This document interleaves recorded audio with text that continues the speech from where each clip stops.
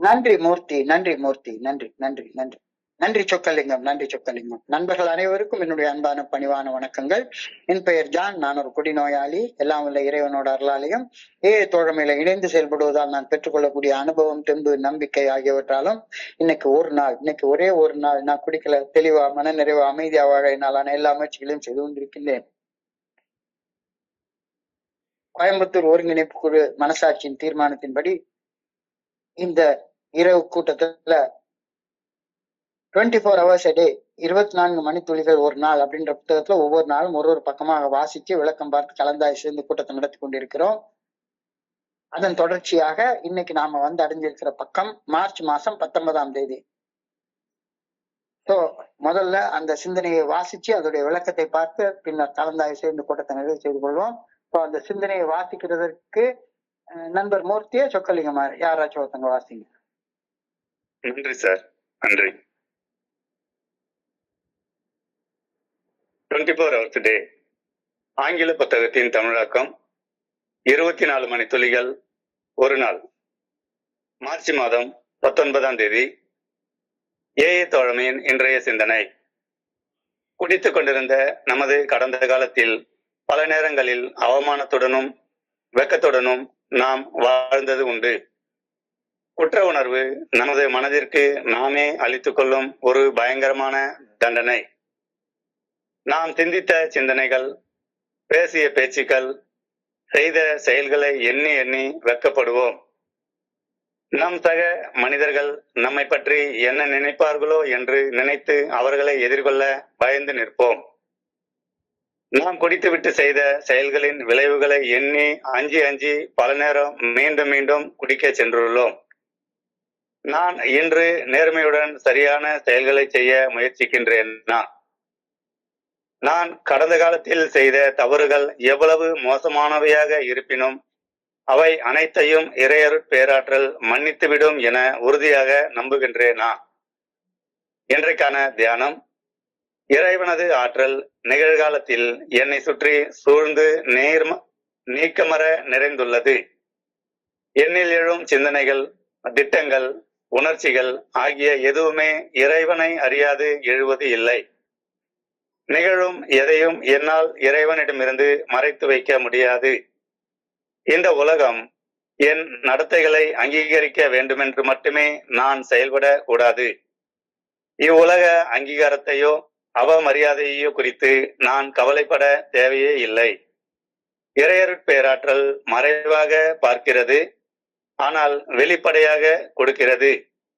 இறைவனது ஆற்றலுடன் ஒன்றிணைந்து அந்த ஆற்றல் விரும்பும் வழியில் வாழ முயற்சித்தால் நான் ஆழ்மன அமைதியுடன் இருப்பேன். இன்றைக்கான பிரார்த்தனை. இறைவனது பிரசன்னத்தை நான் என்றும் உணர வேண்டுமென பணிவுடன் வேண்டுகின்றேன். இந்த நாள் முழுமையும் இறை பிரசன்னம் என்னோடு உள்ளது என்ற உண்மையை நான் அறிய வேண்டும் எனவும் அன்புடன் வேண்டுகின்றேன். நன்றி சார், நன்றி சார். வாங்க சார். நன்றி மூர்த்தி, நன்றி மூர்த்தி, நன்றி மூர்த்தி, நன்றி நன்றி நன்றி நன்றி சொக்கலிங்கம். நண்பர்கள் அனைவருக்கும் என்னுடைய அன்பான பணிவான வணக்கங்களை மீண்டும் ஒருமுறை தெரிவித்துக் கொள்றேன். என் பேர் ஜான். நான் ஒரு குடிநோயாளி. எல்லாம் உள்ள இறைவனோட அருளாலையும் தோழமையில இணைந்து செயல்படுவதால் நான் பெற்ற நம்பிக்கையாகவும் ஒரு நாள் எல்லாமே ஒரு குடிநோயாளியுடைய வாழ்க்கையிலையும் நாள் ஒண்ணு இருக்கும். அடிமட்டங்களை தொட்டு என்னுடைய வாழ்க்கையை பொறுத்தளவுல வாழ்க்கையில அடிமட்டத்தை தொட்ட நாள் 25/1/1991. அம்மா மரணம் அடைந்தார். இன்னைக்கும் பசுமையா ஞாபகம் இருக்கு. 25/1/1991 அன்று நான் அவங்களை கடைசியா பார்த்து நான் பாக்குறப்ப ஒரு 30 நிமிடங்கள் உயிரோட இருந்தாங்க. அப்படி என்னையே அவங்க கண்ணு பாக்குது. ஒரு அரை மணி நேரம் பார்த்துட்டே இருக்காங்க, என்னை மட்டுமே பார்த்துட்டே இருக்காங்க. ஏன்டா இப்படி இருக்க அப்படின்ற அந்த கேள்வி அந்த கண்ல இருந்து தெரியுது. கண்ல இருந்து 2 சொட்டு கண்ணீர் வடியுது. அவங்க மரணம் அடைகிறாங்க. மரணம் அடைஞ்ச அன்னைக்கு சத்தியமா நான் சொல்றேன், மனசளவுல நான் குடிக்கணும்னு நினைக்கவே இல்லை. அந்த எங்க அம்மா மரணம் அடைந்த நாள் அன்று நான் சிந்தித்த சிந்தனைகள், அன்னைக்கு நான் பேசிய பேச்சுக்கள், கடைசியில் அன்னைக்கு ராத்திரி ஒரு நாள் எங்க அம்மாவுடைய பாடியை வந்து வீட்டுல வச்சிருந்தாங்க. அந்த நேரத்துல கூட குடிக்கணும் அப்படின்ற அந்த எண்ணத்தை படுத்த முடியாம போய் குடிச்சது, நினைவிழக்கிற மாதிரி குடிச்சது, அடுத்த நாள் காலையில எல்லார் முன்னாலேயும் பட்ட அவமானம், எங்க அம்மாவுடைய காரியங்கள் நடக்கிறப்ப நான் அந்த இடத்துல இல்லாம போன அசிங்கம், எல்லாமே ஆழமான குற்ற உணர்ச்சி என் மனசுல உருவாக்கி இருந்தது. அந்த அடிமட்டத்தை தொட்ட நிகழ்ச்சிகள் ரொம்ப ஆழமான குற்ற உணர்ச்சி என்னுடைய மனசுல உருவாக்கி இருந்தது. அது என்கிட்ட போறதுக்கு பல வருட காலங்கள் ஆச்சு, பல வருட காலங்கள் இருந்தது. இதை சொல்லியே குடிச்சிட்டு இருப்பேன், நினைச்சு குடிப்பேன்.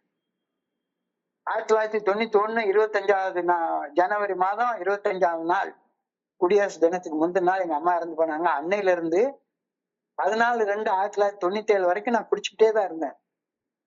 6 வருடங்கள் தொடர்ந்து குடிச்சுட்டே தான் இருந்தேன்.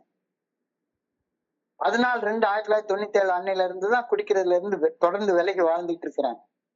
ஆனாலும் கூட 25/1/1991 அன்று நான் செய்த அந்த குற்ற செயலின் குற்ற உணர்ச்சி, குடிப்பதை நிறுத்திய பிறகும் கூட பல வருட காலம் என்னை பாய்ச்சிக்கிட்டே தான் இருந்தது.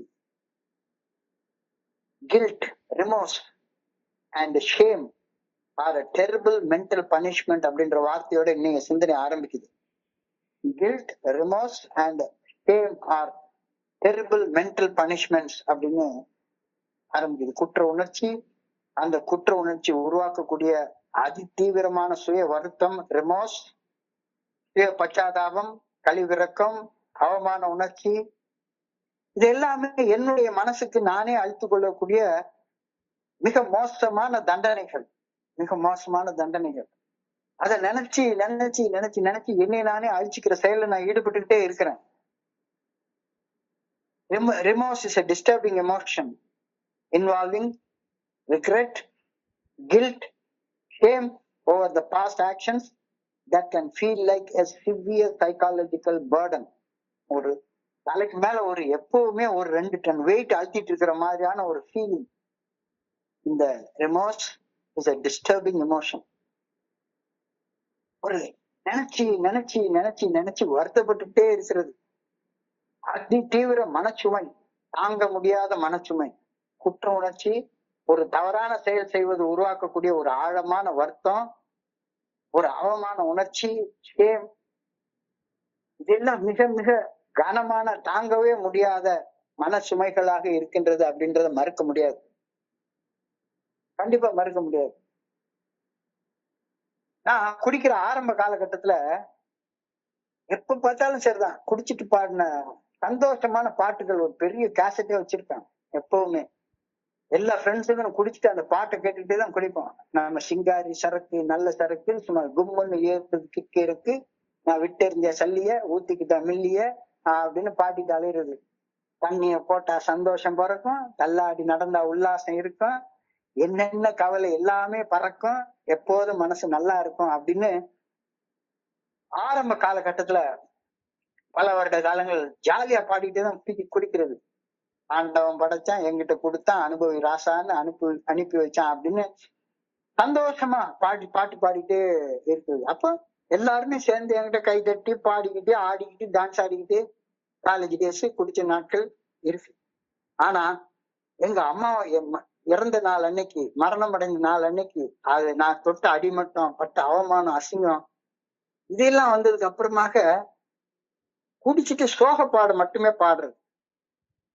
உலகே மாயம், வாழ்வே மாயம், நிலை ஏது நாம் காணும் சுகமே மாயம் அப்படின்னு சோக பாட்டா பாடுறது. அதுவும் சத்தம் போட்டு பாடுறது. என்னுடைய ஹவுஸ் ஓனர் சொல்லுவாரு, சார் குடிங்க, அது கூட பரவாயில்ல சார், எதுக்கு சார் இந்த பாட்டெல்லாம் சத்தம் போட்டு பாடுறீங்க அப்படின்னு சொல்லி கேட்பாரு. குற்ற உணர்ச்சியில அப்படியே குடிச்சிட்டாலே கண்ணுல இருந்து தண்ணீர் வந்துடும். கண்ணீர் விட்டுக்கிட்டே இந்த பாட்டை, ஏதோ உண்மையில நான் பைத்தியக்கார மாதிரி நான் செஞ்சது. என்னுடைய மன சுமைகளை, விளக்கக்கூடிய சினிமா பாடல்கள் பல பாடல்கள் உண்டு. அதுல 2 பாடல்கள் ரத்த கண்ணீர் படத்துல வர்ற பாடல், குற்றம் புரிந்தவன் வாழ்க்கையில் நிம்மதி கொள்வது என்பது ஏது, அற்றது உலகில் அமைதி மகிழ்வும், அமைதி அழிந்தது புயலும் எழுந்தது, ஆணவம் இன்றோடு ஒழிந்தது அப்படின்னு ஃபுல் போதையில சத்தம் போட்டு பாடிட்டு இருப்பேன். குணத்தை இழப்பவன் இறுதியில் நல்ல சுகம் அடைவது ஏது, முடியாது முடியாது அப்படின்னு இந்த ரத்த கண்ணீர் எம்ஆர் ராதா மாதிரி சத்தம் போட்டு, கொண்டவளை துறந்தேன் கண்டவள் பின் சென்றேன் எனக்கு வாழ்வில் நிம்மதி ஏது ஏது ஏதுன்னு எல்லாரும் நைட்ல தூங்கிட்டு இருப்பாங்க. நான் மட்டும் சத்தம் போட்டு இந்த பாட்டு பாடிட்டு இருப்பேன். குற்ற உணர்ச்சி எவ்வளவு மோசமாக என்னை கொல்லக்கூடிய ஒரு விஷயம் அப்படின்றத எனக்கு நல்லா தெரிஞ்சது. 91ல இருந்து 96 வரைக்கும் எப்படி வெளியே வர்றது தெரியவே இல்லை. இன்னும் ஒரு பாட்டு, அதை சத்தம் போட்டு பாடினா என்னுடைய மனைவியே வந்து அப்படியே அவங்களுக்கு கண்ணுல தண்ணி வந்துடும். என்னடா இது வாழ்க்கை அப்படின்னு. பாவி என்னை மறுபடியும் பிறக்க வைக்காதே, செய்த பாவம் எல்லாம் தீரும் முன்னே இறக்க வைக்காதே, பாவத்திற்கு கூலிதனை நிறுத்தி வைக்காதே, என்னை போல் பாவிதனை இனிமேலும் படைத்து வைக்காதே அப்படின்னு சத்தம் போட்டு ராத்திரி 12 மணிக்கு பாடுறது. பாவி என்னை மறுபடியும் பிறக்க வைக்காதே, அஞ்சகனின் உடம்பெல்லாம் வாதம் வர வேண்டாமோ, வாய் நிறைந்த பொய்யனுக்கு சூலம் வர வேண்டாமோ, காலழுகி கையழுகி காடு செல்ல வேண்டாமோ, காதகனை கண்டு மக்கள் காடி துப்ப வேண்டாமோ. எனக்கு நானே ஒரு தண்டனை அழிச்சுக்கிறது. எவ்வளவு கொடூரமான தண்டனை பாருங்க. கோடி வகை நோய் கொடையா, சாகும் வரை அழவிடையா, இப்பிறவி முடிவதற்குள் என் கணக்கை முடித்திடையா. எல்லாம் பெரிய தத்துவங்கள் மாதிரி இருக்குது. ஆனா இது எல்லாமே குற்ற உணர்ச்சியோட வெளிப்பாடு. அந்த கில்ட்ல வந்து நானும் பைத்தியமாகி என்னை சுத்தி வாழக்கூடிய எல்லாரையுமே பைத்தியமாக்கி, அப்ப இன்னைக்கு அந்த ஆரம்ப வார்த்தை guilt, remorse and shame are terrible mental punishments. எனக்கு நானே அழித்துக் கொள்ளக்கூடிய மிக ஆழமான மன தண்டனைகள். When we are drinking, we used to be ashamed of the past. When we are drinking, we are ashamed of the past. Remorse is a terrible mental punishment. Ashamed of ourselves for the things we have thought, said, and done. Afraid to face people because of what they might think of us. Afraid of the consequences of what we did as addicts. உண்மையிலேயே என்னுடைய தாயாருடைய மரண ஊர்வலம் போயிட்டு இருக்கு. 2 பேர் தோல்ல நான் கை போட்டுட்டு அப்படியே ஃபுல் போதையில போயிட்டு இருக்கேன்.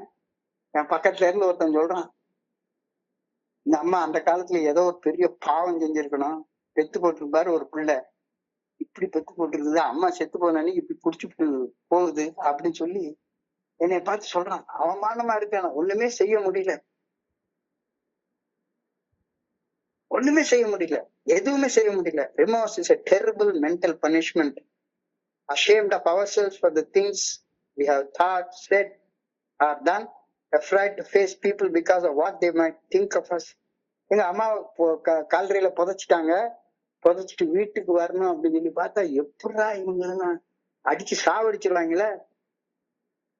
அவமானம், குற்ற உணர்ச்சி, ஒண்ணுமே செய்ய முடியல. என்ன செய்யலாம்? குவார்டர் பாட்டில போடு, பிரச்சனை சால்வு, அவ்வளவுதான். இதுதான் ஒரு குடிநோயாளியுடைய அடிமட்ட நிலை. எதுவுமே செய்ய முடியவே முடியாது. அந்த அவமானம், அந்த குற்ற உணர்ச்சி, அந்த ரிமோர்ஸ், அந்த கில்ட். கடந்த காலத்துல நான் செய்த செயல்கள் குறித்த அவமான உணர்ச்சி, குற்ற உணர்ச்சி, எனக்கு நானே அழித்துக் கொள்ளக்கூடிய மிக மோசமான தண்டனை. கிட்டத்தட்ட 91ல இருந்து 97 வரைக்கும் அந்த 6 வருட காலங்கள் பைத்தியம் மாதிரி குழம்பிக்கிட்டே அலையிறது. குடிக்கிறத விட முடியல. ஆனா மோசமான நிலைமையில வாழ்ந்துட்டு இருக்கேன்னு தெரியுது. என் கூட வேற ஒரு சின்ன பையன், 91ல எல்லாம் என் பையன் வந்து ரொம்ப சின்ன பையன். 97ல நான் சோபர் ஆகிறப்ப 7ஆம் கிளாஸ் படிச்சுட்டு இருந்தான். இப்போ 1ஆம் கிளாஸ் படிக்கிற பையன், சின்ன பையன். என்ன செய்யறதுன்னே தெரியாது. நாம் செய்த குற்றம், நாம் செய்த தவறு,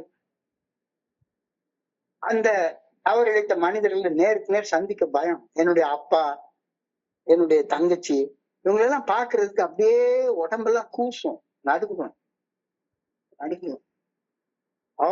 அவமான உணர்ச்சி. கண்ணுக்கு கண் கொடுத்து பார்க்கவே முடியாது. இவங்க என்னை பத்தி என்னெல்லாம் நினைச்சிருப்பாங்க, எப்படி எல்லாம் என்னை சபிச்சிருப்பாங்க, அவங்க என்னென்ன என்னை பத்தி நினைச்சிருப்பாங்க, இதெல்லாம் யோசிக்க யோசிக்க என்னால தாங்கவே முடியாது. கம்பல்சிவா நான் குடிச்சே தீரணும், வேற வழியே கிடையாது எனக்கு. நான் செய்த செயல்கள், அந்த செயல்கள் என் மனசை அழுத்திட்டு இருந்த அந்த பாரம், நான் செய்த தீய செயல்களின் விளைவுகள் என்னை எப்படியெல்லாம் தாக்குமோ, எப்படியெல்லாம் வாட்டி வதைக்குமோ அப்படின்ற பேர் அச்சம், பேனிக் பேனிக் பித்து பிடிச்சவன் மாதிரி. இதனாலதான் ஏஐக்குள்ளார வந்து ஒளிஞ்சிக்கிறது, ஒரு மூலையில உட்கார்ந்துட்டு ஒளிஞ்சிக்கிறது. கான்செப்ட பாதி சொல்லியும் பாதி சொல்லாமலும் குற்ற உணர்ச்சியிலிருந்து விடுபடுறதுக்கு வழி தெரியாம அப்படியே கஷ்டப்பட்டுட்டே இருக்கிறது. ஏஐ தோழமை கடந்த காலத்தை மறந்துவிடு என்றும் அதனை அப்படியே ஏற்றுக்கொள் என்றும் எளிமையாக சொல்லிவிட்டது. அது முடியல அப்படிங்கிறதுதான மிகப்பெரிய பிரச்சனை. அது முடியல அப்படின்றதான மிகப்பெரிய பிரச்சனை. A great psychological burden, guilt, remorse, shame, a great psychological burden. தாங்க முடியல.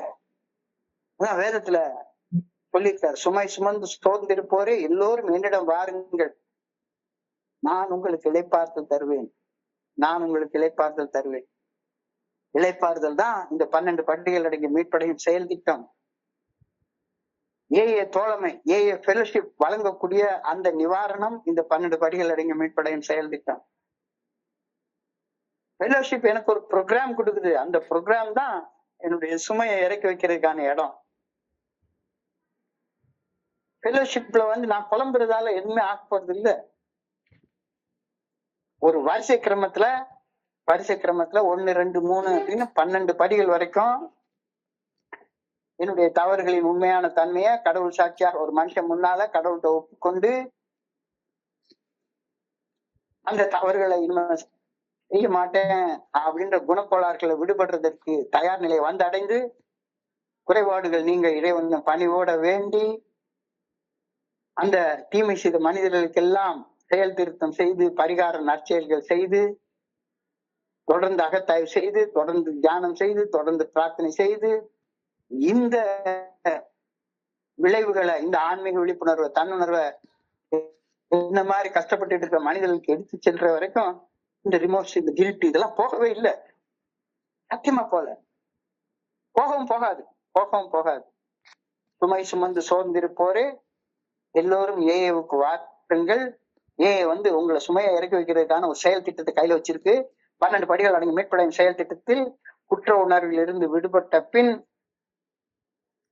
அந்த குற்ற உணர்ச்சியில, அந்த ரிமோர்ஸ்ல, அந்த கில்ட்ல இருந்து தாங்க முடியாத அந்த தண்டனை தீர்ப்புல இருந்து மீண்டு வர வழி உள்ளது அப்படின்றத தெளிவாக ஏஏ தோழமையில நான் புரிஞ்சு கொள்றேன். ஸோ ஏஏ தோழமை இங்க சொல்லுது, என்ன சொல்லுது? Remorse can be productive if it leads to a positive change.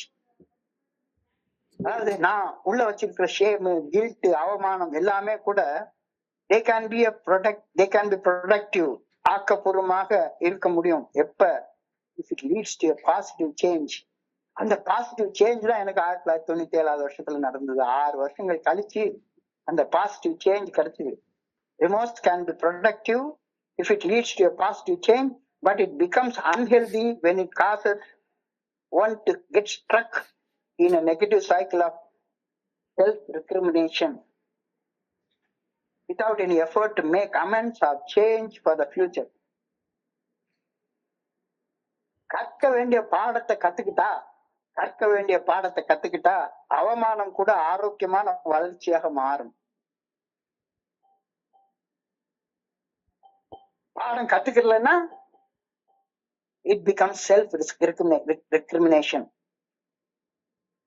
பாடம் கத்துக்கிட்டா அது வளர்ச்சியாக மாறும். கில்ட்ல இருந்து விடுபட்டுறலாம். ஆனா பாடத்தை கத்துக்காம மறுபடியும் 15 வருஷமானாலும் சரி, 20 வருஷமானாலும் சரி, இது புலம்பிட்டு அலையக்கூடிய மூடர் கூடமாக ஏஏ தோழமையை நினைச்சிட்டு, நான் புலம்புறதுக்காக தான் ஏஏ தோழமைக்கு வர்றேன் அப்படின்னு தப்பா நினைச்சுக்கிட்டு, நான் பட்ட அவமானம், அசிங்கம், அதுக்கு ஒரு நிவாரணம் தேடாம வாழ்ந்துட்டே இருந்தேன்னா, என்னுடைய கில்ட் பிகம்ஸ் செல்ஃப் ரெக்ரிமினேஷன், கழிவிறக்கமாக மாறும், செல்ஃப் பிட்டியாக மாறும், சுய பச்சாதாபமாக மாறும்.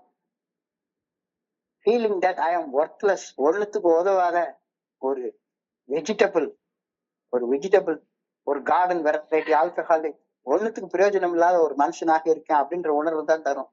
இந்த கில்ட் இருக்கிற வரைக்கும் எனக்கு உள்ளார என்ன ஒரு உணர்வு இருக்கும், நான் ஒன்னத்துக்கும் பிரயோஜனம் இல்லாத ஒரு ஆளு.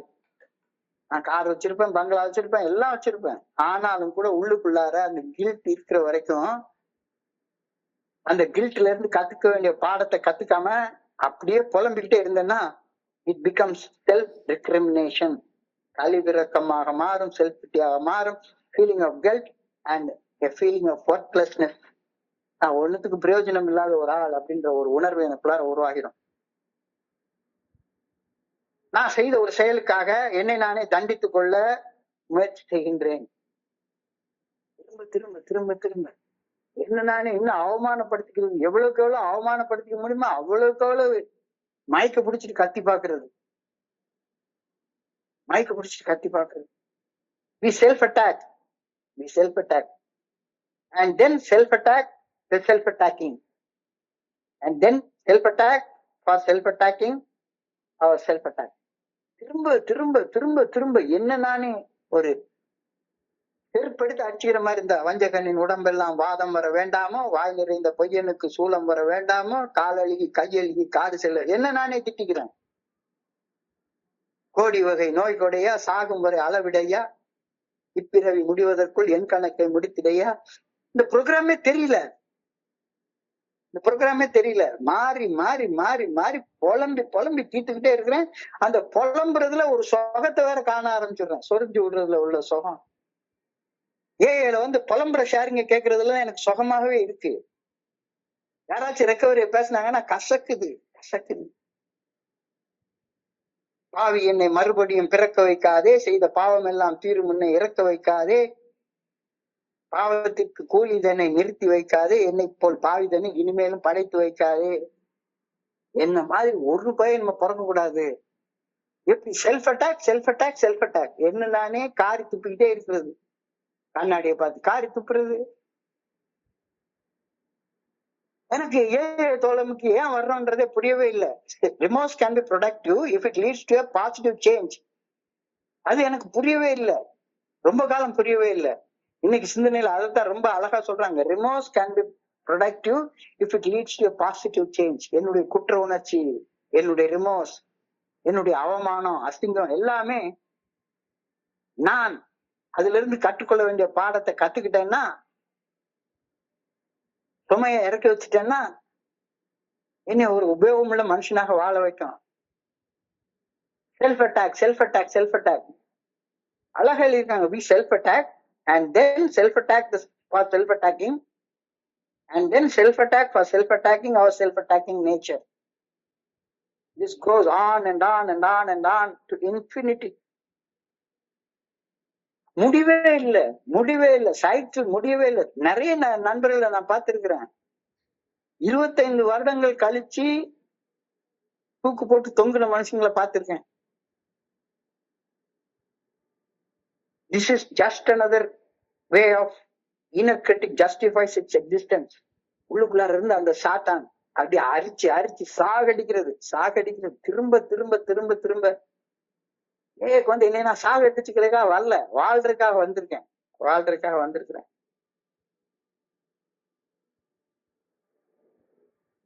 தனக்கு தானே ஒருவன் பகைவனாக மாறிக்கொள்ளக்கூடிய அந்த மனநிலை, எனக்கு நானே பகையாக மாறிக்கொள்ளக்கூடிய மனம். நானே எனக்கு பகையானே, என் நாடகத்தில் நான் திரையானேன். வெளியே தெரியாம ஒரு வாழ்க்கை வாழ்ந்துட்டு கொண்டாட்டி கூட சொல்ல முடியாத, யாருக்கிட்டையுமே சொல்ல முடியாத ஒரு குற்ற உணர்ச்சி, ஒரு கில்ட், ஒரு ரிமோர்ஸ். நான் இந்த எங்க அம்மா இதை இறந்து போன நிகழ்ச்சிய மனசுல இருந்து அந்த பாரத்தை இறக்கி வச்சதுக்கு அப்புறம் தான் ஒரு பெரிய சுமை என்னுடைய மனசுல இருந்து இறங்குனது எனக்கு புரிஞ்சுது. நானே எனக்கு பகைவனாக மாறியது குற்ற உணர்ச்சியால. விடுபட வழி குற்ற உணர்ச்சியிலிருந்து வாடுவதை கண்டுணர்ந்து ஒப்புக்கொள் முதல்ல. ஆமா, I am suffering from guilt, I am suffering from remorse, I am suffering from shame. ஒப்புக்கொள், ஒப்புக்கொள், முதல்ல ஒப்புக்கொள். நானே எனக்கு பகைவனாக செயல்படுவதை கண்டுகொள்தல். மறுபடியும் அந்த அடிக்டிவ் பிஹேவியரே வந்துட்டு இருக்குது. அடிக்டிவ் பிஹேவியர் தோழமையின் கூட்டங்களுக்கு வர்றது கூட ஒரு அடிக்டிவ் பிஹேவியரா மாத்திக்கிறேன். அனிவர்சரிக்கு போறது கூட ஒரு அடிக்டிவ் பிஹேவியரா மாத்திக்கிறேன். எனக்குள்ளார ஒரு செயல் அடிமைத்தனமான மனநிலையில செயல்பட்டுட்டே இருக்கிறது. எந்த இடத்துல குற்றம் செஞ்சனோ அந்த இடத்துல போய் குற்றத்தை திருத்திக் கொள்ளாம, குற்றம் செய்யாத இடத்துல வந்து புலம்பி மறுபடியும் மறைவுல குற்றம் செய்து கொண்டே இருக்கிறது. என்னை பற்றி நான் கொள்ளும் கருத்து என்னுடைய குற்ற உணர்வின் அடிப்படையிலான கருத்து என்று கண்டுகொள்தல். நான் என்னை பத்தி இந்த மாதிரி சொல்றது என்ன, பாவி என்னை மறுபடியும் பிறக்க வைக்காது அப்படின்னா பாவி பாவி பாவி பாவின்னு என்னை பத்தியே நான் சொல்லிக்கிறேன். அந்த கருத்து என்னுடைய குற்ற உணர்வின் அடிப்படையிலான கருத்து, குற்றம் செய்ததால உருவான உணர்வு. அப்ப நல்லது செய்யறப்பதான் குற்ற உணர்ச்சி மறையும். அதத்தான் அமெண்ட்மெண்ட்னு சொல்றாங்க. தீய செயலை நல்ல செயலாக திருத்திக்கோ. Remorse as a punishment. Remorse as a punishment. Self-derived resentment. Self-directed resentment. வெறுப்பு. கடைசியில என்ன மேலேயே வெறுப்பு. அதனாலதான் அந்த பாட்டை திருப்பி பாடுறேன். வஞ்சகனின் உடம்பெல்லாம் வாதம் வர வேண்டாமோ, வாய் நிறைந்த பொய்யனுக்கு சூலம் வர. என் மேலேயே எனக்கு வெறுப்பு. Self-directed resentment. Self-directed மனக்கசப்பு. டீப் ரிக்ரெட், ஆழமான வருத்தம். தனிமையில உட்கார்ந்து எப்ப பார்த்தாலும் ஒரு சோகத்துல வந்திருக்கிற நிறைய நண்பர்களை பார்த்தாலே தெரியும். ரிக்ரெட்டோட வாழ்ந்துட்டு இருக்கிறவங்க, ரிமோர்ஸ பனிஷ்மெண்டாக இன்னும் வச்சிட்டு இருக்கிறவங்க, டீப் ஷேம், டீப் ஃபியர்.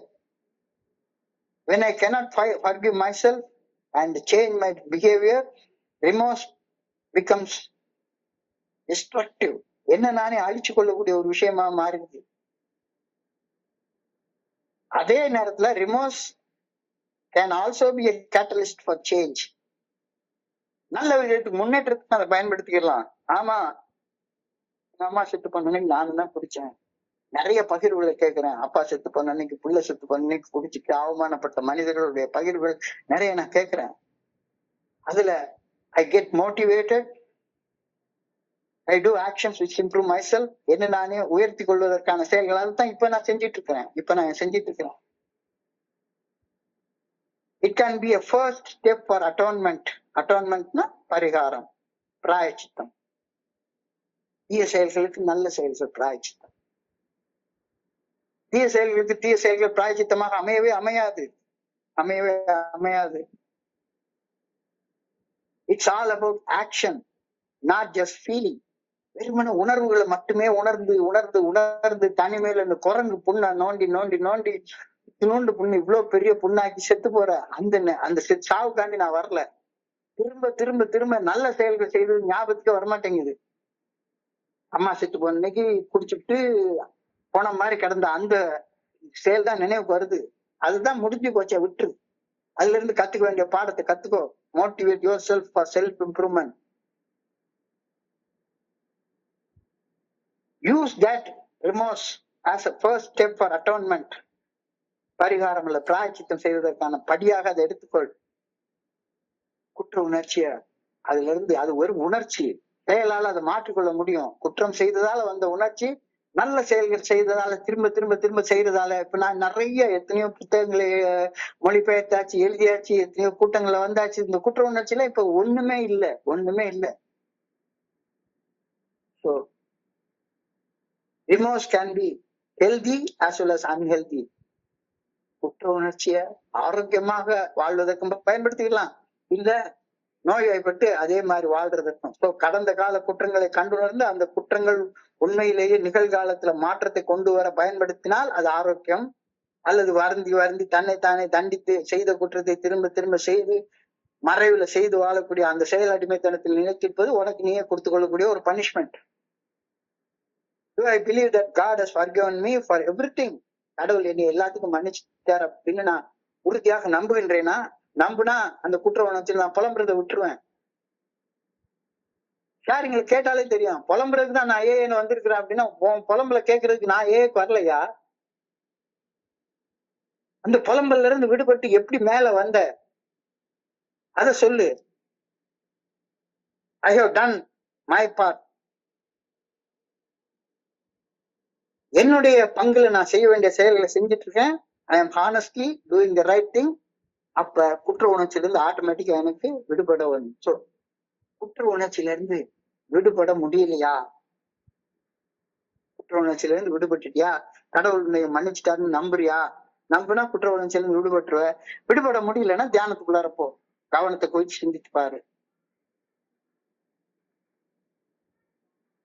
என்னுடைய ஸ்பான்சர் சொல்லுவாரு, இங்க பாரு, உனக்கு தெரியாம ஏதாச்சும் நீ தப்பு செய்ய முடியுமா? உண்மையிலே எனக்கு ஒரு நிகழ்வு ஞாபகத்துக்கு வருது. எக்மோர் ஸ்டேஷன்ல ஒரு நாள் ஏக்கு வந்து ஒரு 3 மாச காலம் ஆரம்பிச்சிருக்கிற ஆரம்ப காலகட்டத்துல ஒரு நாளைக்கு குடிக்கணும்ன்ற சிவியரான டெம்டேஷன் வந்த நேரத்துல எக்மோர் ஸ்டேஷன்ல அங்கிட்டு இங்கிட்டு குட்டி போட்ட பூனையாட்டம் நடந்துட்டு இருக்கப்ப என்னுடைய ஸ்பான்சர் சொன்ன வார்த்தை, உன் பொண்டாட்டிக்கு தெரியாம குடிக்கலாம், எனக்கு தெரியாம குடிக்கலாம், தெரியாம குடிக்கலாம், தெரியாம எங்க வேணாலும் ஏதாவது தப்பு செய்யலாம், உனக்கு தெரியாம தப்பு செய்ய முடியுமா அப்படின்ட்டு அந்த நேரத்துல என்னுடைய குருஜி சொன்ன ஒரு திருமந்திர பாடல் ஞாபகத்துக்கு வரும். கண்காணி இல்லென்று கள்ளம் பல செய்வார், கண்காணி இல்லா இடமில்லை காணுங்கால், கண்காணியாக கலந்தெங்கும் நின்றானை கண்காணி கண்டார் களவழிந்தாரு. எப்ப நீ கள்ளம் செய்வ? எப்ப நீ கள்ளம் செய்வ? என்னை பாக்குறது யாருமே இல்ல அப்படின்றதுனாலதானே நீ கள்ளம் செய்வ. கண்காணி இல்லைன்று கள்ளம் போல செய்வார். கண்காணி இல்லாத இடம் ஏதாவது ஒண்ணு இருக்கா? கண்காணியாக கலந்தெங்கும் நின்றானே, அந்த கண்காணியாக எனக்குள்ளார மனசாட்சியாக ஒருத்தர் இருக்காரு. அவரை கண்டுபிடிச்சிட்டேன்னா நான் களவு செய்ய மாட்டேன். அவர் கண்டுபிடிக்கிற வரைக்கும் நான் கள்ளத்தனமா தான் செயல்பட்டுட்டே இருப்பேன். அதுதான் எனக்கு ஊழ்வினை உண்டாக்கிட்டே இருக்கும். God's spirit is all about everywhere, omnipotent, omnipresent. அவர் அறியாம என்னால சிந்திக்க முடியாது, பேச முடியாது, எந்த செயலும் செய்ய முடியாது. என்னுடைய எண்ணம், சிந்தனை, திட்டம், உணர்வுகள் எல்லாமே அந்த கண்காணிக்கு தெரியும். எல்லாமே அந்த கண்காணிக்கு தெரியும். எனக்கு உள்ளார இருக்கக்கூடிய அந்த இறைவனுக்கு தெரியும். அவருக்கு தெரியாம ஒண்ணுமே செய்ய முடியாது. எத்தனையோ தருணங்கள்ல லஞ்சம் வாங்கணும்னு ஆசைப்படுற நேரத்துல யாருக்கும் தெரியாம வாங்குறோம். யாரும் அறியாமல் செய்யும் தவறு என்று ஏமாற்றும் நினைவை மாற்றுங்கள். வந்தான் வாழ்ந்தான் செத்தான் என்றா இந்த உலகம் நினைக்கணும்? சொன்னதை செஞ்சான் அப்படின்னு நான் வாழணும் அப்படின்ற கருத்தை இப்ப நான் புரிஞ்சு கொள்றேன். கண்காணி இல்லென்று கள்ளம் பல செய்வார், கண்காணி இல்லா இடமில்லை காணுங்கால், கண்காணியாக கலந்தெங்கும் நின்றானே கண்காணி கண்டார் களவொழிந்தாரே. You can hide nothing from your conscience, which is God. பிரஞானம் பிரம்ம வேதத்தில் உள்ள மகா வாக்கியம். Consciousness is God. நீ செய்த சரியா தப்பான்னு போய் உன் ஸ்பான்சர்ட்ட போய் கேட்டுட்டு இருக்காத. உன் மனசாட்சிட்ட கேளு, உன்னுடைய கான்சியன்ஸ்ட கேளு, நெஞ்சில கைய வச்சு கேளு. மனசாட்சி ஊத்துற செயலை செய்யாத, மனசாட்சி சரிந்த செயலை செய்யாம இருக்காத.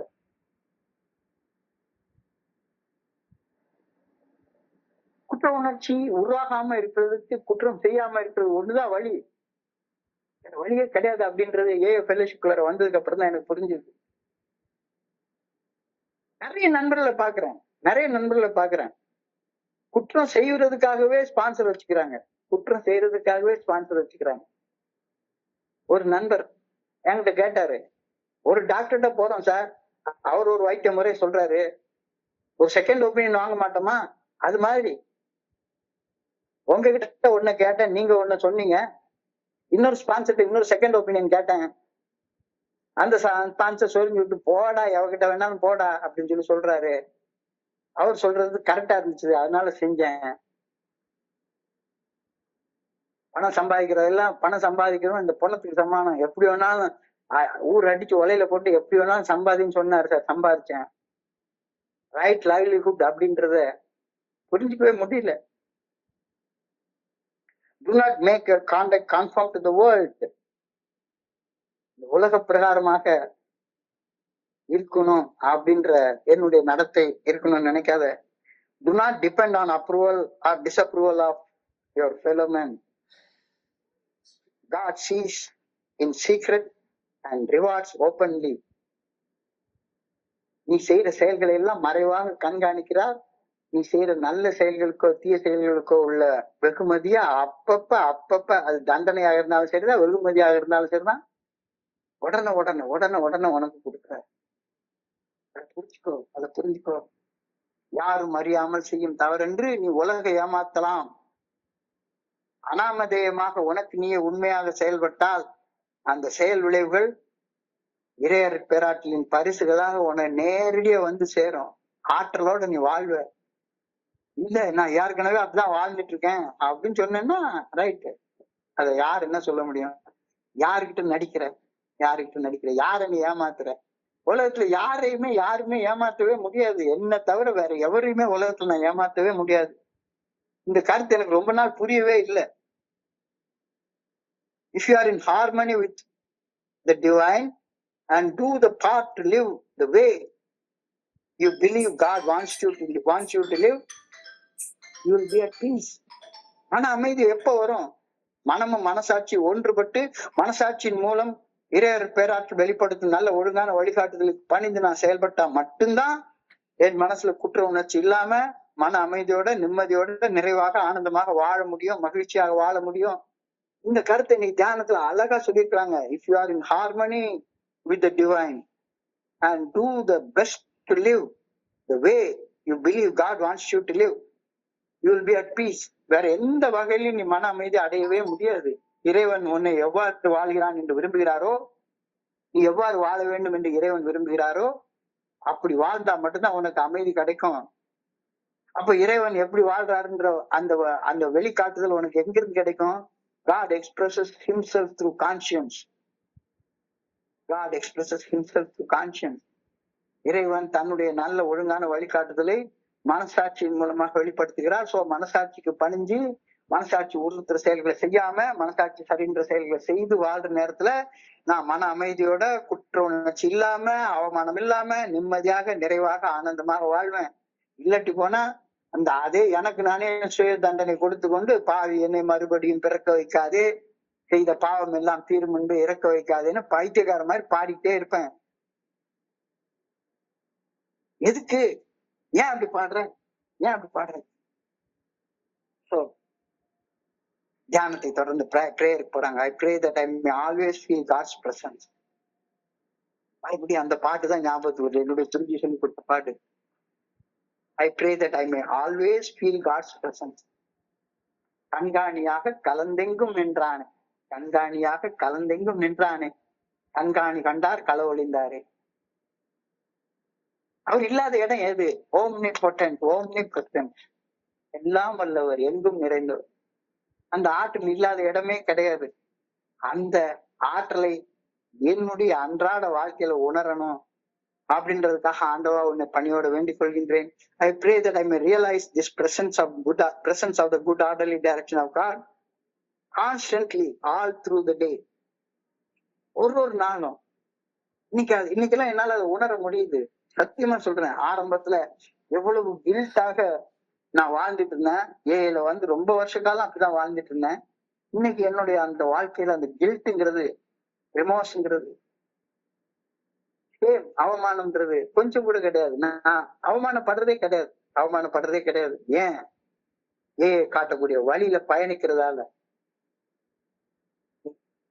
மனசாட்சி உறுத்துற செயலை செய்யாம மனசாட்சி சரின்ற செயலை செய்து எப்பவுமே ஒரு நம்பிக்கை பெற்ற பணியாளனாக குழுவின் மனசாட்சி. அதனாலதான் நான் எப்ப எல்லாத்துலயும் முதல்ல எடுத்தோடனே ஸ்டார்டிங்கே சொல்லுவேன், கோயம்புத்தூர் ஒருங்கிணைப்பு குழு மனசாட்சியின் தீர்மானத்தின்படி நான் செஞ்சிட்டு இருக்கேன். என்னுடைய சொந்த சித்தத்துல நான் செயல்படல.